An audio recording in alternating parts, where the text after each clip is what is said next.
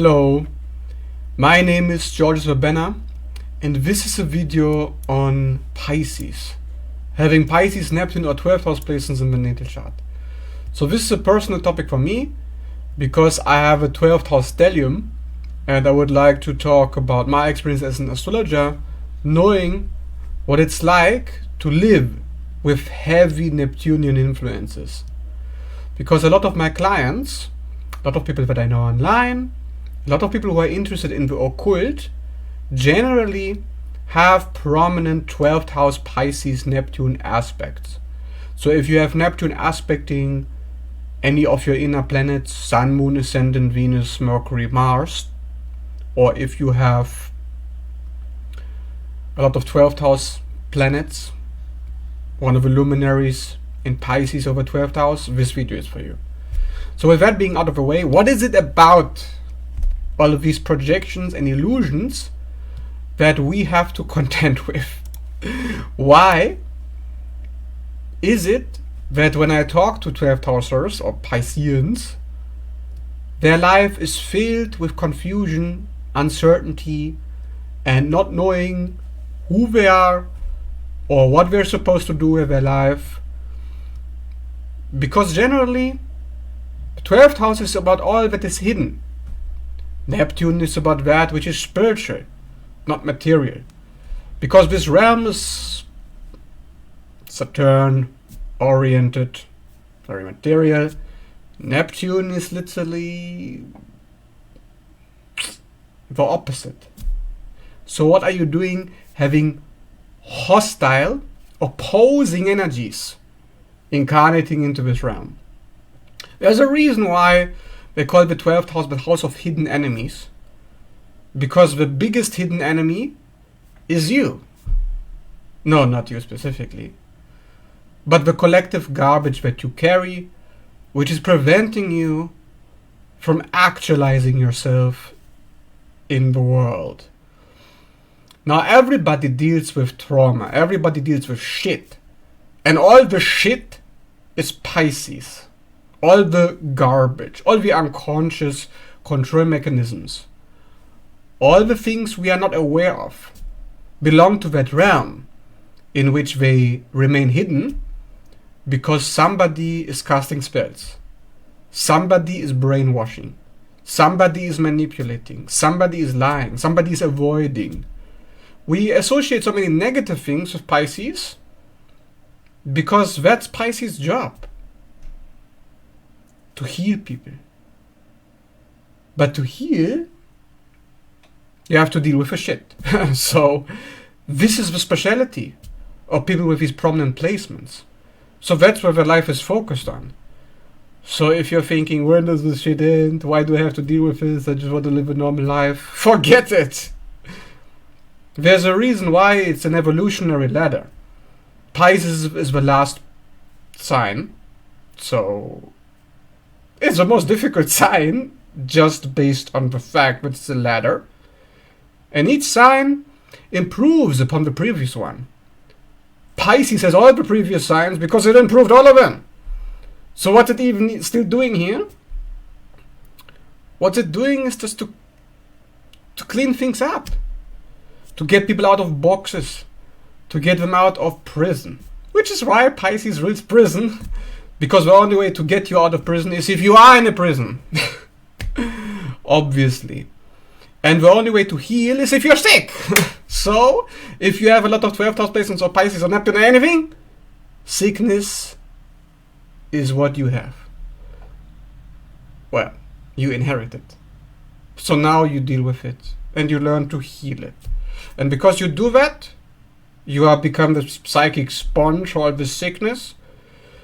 You feel the sickness stronger because your body has been designed to focus on that. So that's why people with Pisces placements have paranoia in one shape or another, or they have some kind of hypersensitivities. If you look around, everything that people say Virgo is Pisces. Oh, Virgo is so pansy, Virgo is so picky. Really? All the Virgos that I know, most of them, they're not really that picky. No, they're not. They're picky when it comes to other people and their business and work. But when it comes to their body, that's Pisces domain. Yes, Virgo is a sign of bodybuilding. And Pisces is the sign of body healing. Cleansing those waters, which get contaminated all the time. So you're in the mud. And in the mud the lotus grows. And the lotus can become anything and everything. It becomes whatever is in the mud to feed it. And Pisces knows this. So whatever Pisceans deal with in their environment, of other people, they get sick very easily. So paranoia is a natural reaction, a defense mechanism to make sure that the shit stays out. And of course, if you have a lot of this Piscean energy, people think you're a little bit nuts. Like, what's the problem? Why don't you enjoy the sickness like we do? Why don't you keep it cool and just relax and just enjoy the shit that we don't want to deal with? And that's why it's a sign of isolation. Yeah. It's isolating to care about something that most people don't care about. It's isolating to want to do something that's the most difficult thing to do. The most difficult thing is to heal yourself. Everybody needs healing because this world is sick. This world is built on disease and programming. So that's why actually Pisces is the force behind Saturn. Pisces is the force that manifests everything from the hidden realm. There's a reason why the ascendant in astrology is between the 12th house and the 1st house. Because it's through the 12th house, it's through Pisces that we manifest into Aries, into the physical. So Pisces is the sign of manifestation before it happens. And Aries is the sign of manifestation after it's already occurred. So we dream, we imagine, and then we become. We shapeshift, we change, we transform. All the water signs are transformative, but Cancer gets into a new form and then stays in that form for a long time because it's very attached to the form, and then it gets into a new form. Scorpio gets into a new form, and then it wants everybody else to pick up the pace, to get on the transformation train, so to speak. Scorpio is interpersonal. Cancer is just like, I just want to improve, I don't care about you. Scorpio is like, I improve and you better improve with me. If you don't, then ciao. Most people don't know this. That's why they don't like Scorpio, because it's interpersonal. But Pisces is collective. Yeah, we go from personal, where it's just about you, Cancer, very self-absorbed, into interpersonal, oh, it's you and me, mate. And then we go into, oh, it's everybody. Everybody needs to change. And of course, that's a problem. Because there's no way to make it happen. Unless you become a channel for the healing, and other people, they heal by proxy. Pisces' nature is to be indirect, sneaky, covert. To do things in the background where nobody sees what's happening, and the transformation happens, the healing happens, without you even being aware of it. It's when you get sick and you cough up mucus, because Pisces is the lymphatic system, and suddenly you're going through a purge, but you don't know how you got there. How did you suddenly release this trauma? You know how it happens when you heal trauma?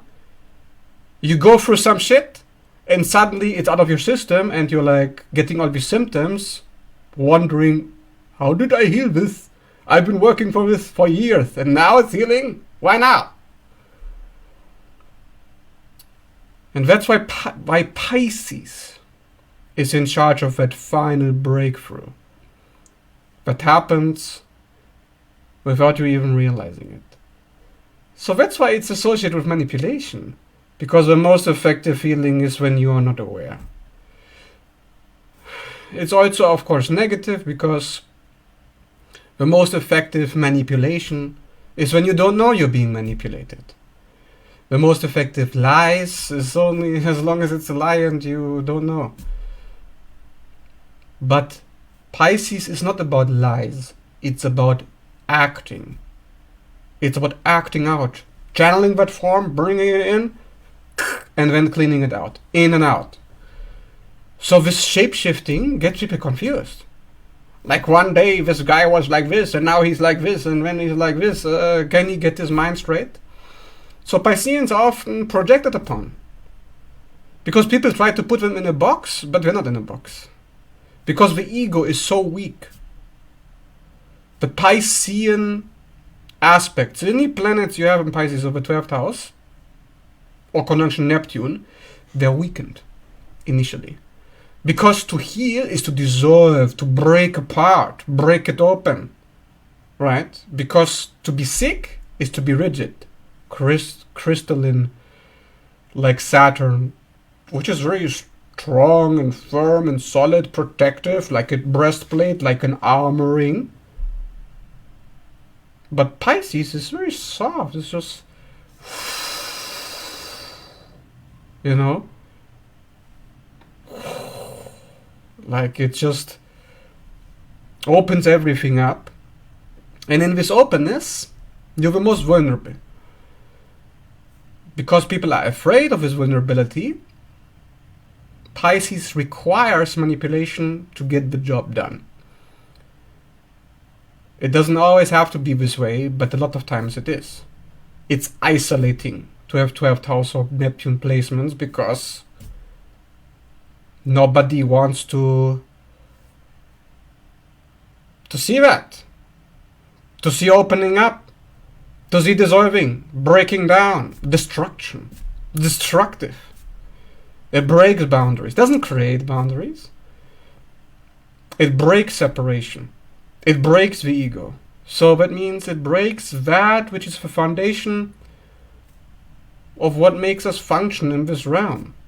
So that's why Pisces is so connected to mental asylums, singing Looney Tunes in the loony bin. Because you need to let go to a certain point, but let go a little bit too much. In which space most of the healing can happen. A lot of magic happens at the precipice of you going crazy. But then you can get lost in the waters, so you end up in the loony bin. But then you can come back. And that's the nature of Pisces. You go and you come back. With one fish in the water, with one fish in the physical world.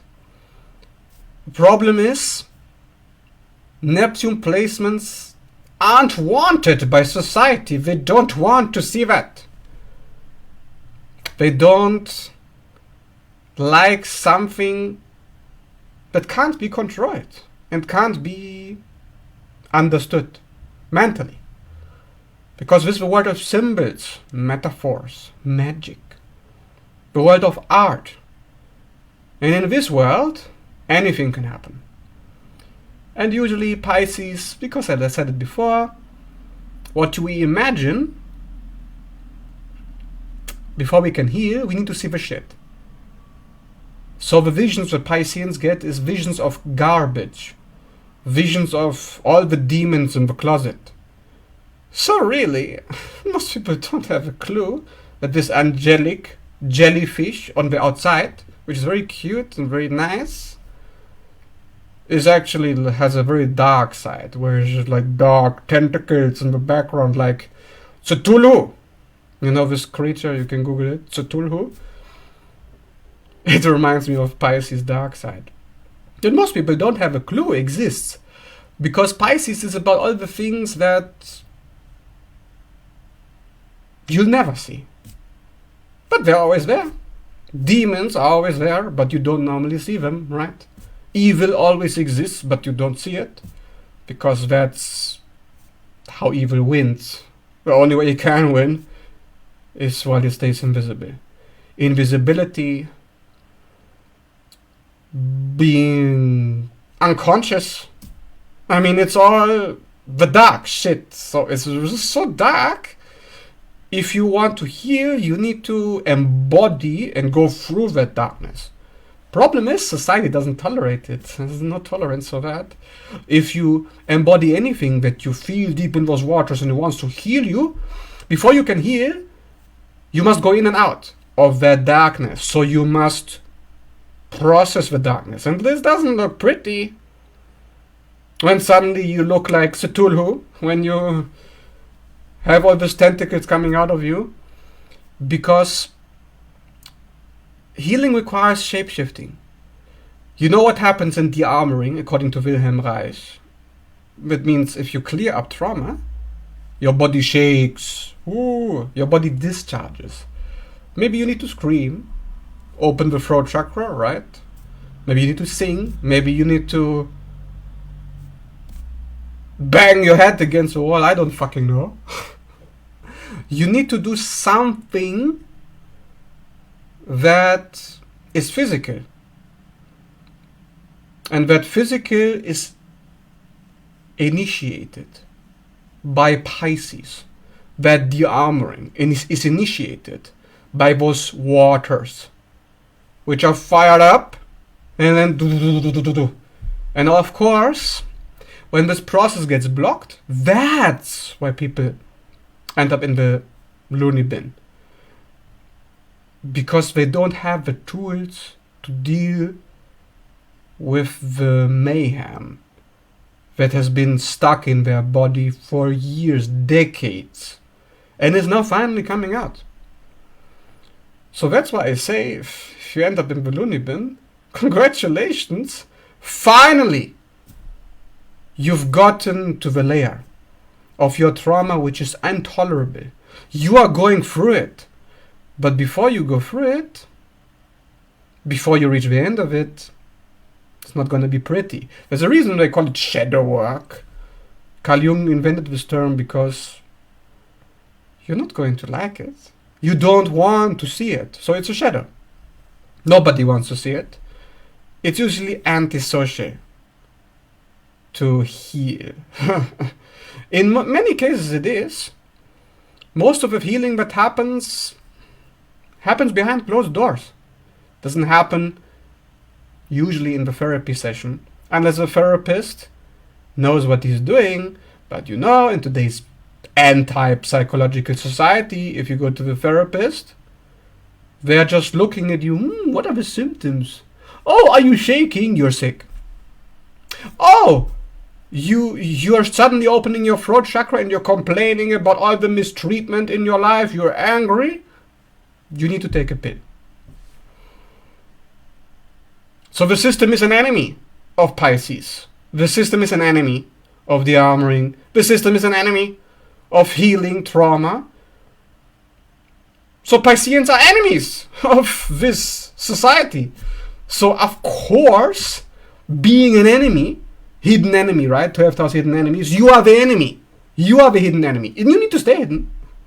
Because if you don't stay hidden, they're going to think you're crazy, and then they want to put you away. Because you can see things that are invisible. Because that's your focus. That's what you're supposed to be doing. So it's supposed to be psychic by it's just how it works. It's supposed to be doing. You can't be aware of something hidden without your senses informing you that there's something there. You may not know what is there because it's not going through your rational mind, right? It's going through your body. So you may feel adrenalized, you may feel jittery, you may feel uncomfortable around somebody, so you say, oh, they have bad energy, bad vibes. What is a bad vibe? A suppressed vibe. I like to say there's no such thing as negative vibes except a vibe that is suppressed, that somebody is controlling. So I call them controller vibes. Yeah. When they say good vibes only, better say no controller vibes here. Because control isn't in alignment with healing. You can't control healing because it's somatic, psychosomatic. Means it's unconscious. It's part of the autonomous nervous system, the vagus nerve. So Pisces rules all the automatic processes of self-cleaning and self-healing, including the lymphatic system. Remember, the lymphatic system doesn't even have a pump. You don't have anything, any physical thing that you can move to move the lymphatic system. The lymphatic system moves in every movement that you take. So trauma heals through that movement as well. And of course, you need to be like water. We're always changing. But society wants you in a box. So how can you heal if you go to 9-to-5 job every day, where you are forced to be like a robot, very like good, keep it together, and you don't even have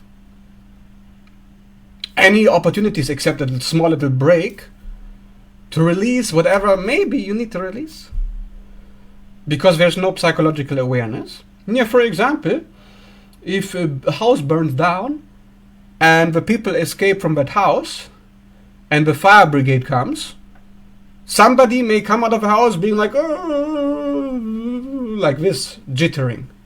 And then the first thing the fireman says to that person is, calm down, everything's all right, just calm down, you don't need to be jittery. So what does the person do? Be like, oh, you're right, this healing that my body tries to do is wrong, I shouldn't have jittery. So they become a robot, suppress it.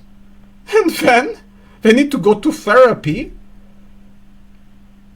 for the single reason that they didn't allow that somatic healing to take place when it was happening.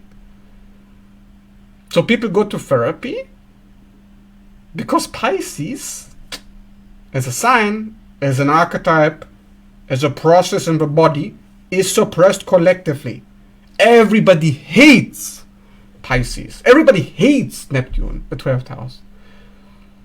I mean, if you're like a child and you go to school and somebody bullies you, and then you get the jitters and you try to shake it off, everybody thinks you're nuts, you're mentally ill, and they put you into the loony bin, when you're literally the healthiest person in the fucking room, being the only one who discharges, who actually processes it, what just happened to you, instead of being a robot. So also Pisces is the anti-robot sign, literally. So you know how the weakness of the previous sign is corrected by the next? Pisces corrects the Aquarius roboticism. So I hope you find this video helpful, and if you did, leave a like and subscribe. Thanks for watching, and if you're interested in a reading, reach out to me anytime, and see you in the next video.